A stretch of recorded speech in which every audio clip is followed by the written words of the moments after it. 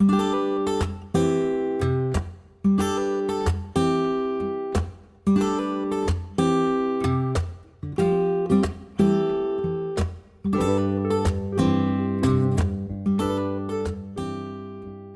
we've married up mainstream and all the Western side of governance and the Aboriginal way of working is that we've been able to make sure and maintain good Aboriginal governance, where we've got 100% Aboriginal governance at our board of directors level. My role being a Aboriginal identified position, and having up to 70% of our staff being Aboriginal as well. So it's really supports the argument of Aboriginal community controlled. We have got Aboriginal community members that are employed within this organisation that are serving their own community and listening to their own community and seeing where our community's issues are, what our needs are, and what our community want as a whole in servicing and identifying or solving some of our community issues. The governance of our group, all of us are Aboriginal. So for starters, we know what it's like to be an Aboriginal person. Majority of the board live around here, they know what it's like to live around here. So having that strong identity and story, that's brought a lot to the board.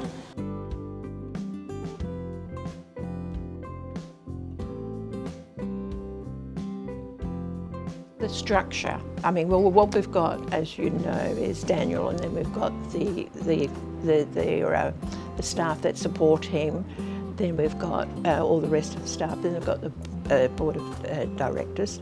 Okay, and one of the things that happens too with all of that is that Daniel also meets with the vice chairperson and the chairperson to talk about things. So, like, Daniel is also, using them as a sounding board to see how he's going, seeing how other things are going, things that sort of don't perhaps pop up in a board meeting.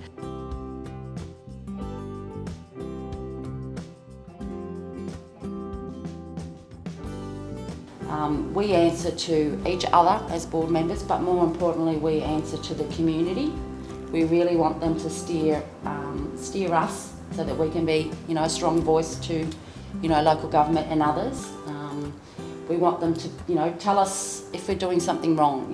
Just feel free to have those yarns with us if they see us down at the supermarket or, down the shop. So we answer them.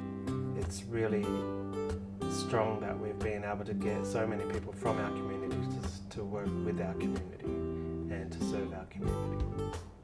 Yeah, I would say it's a big part of that is having the cultural connection, majority of staff having cultural connection to each other, to the country that we're serving on, and to the community that we're serving. So the difference between us and a mainstream service is that purely the spirit within the staff that we do have and the connection that we do have to our community.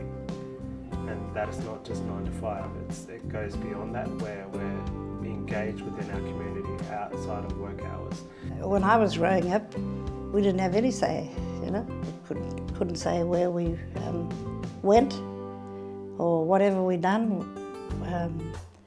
It was all done by someone else who told us what to do. They were always telling us what we had to do, but we never really had the choice. And I feel really, over the years I've been on a number of committees where I know that I would have made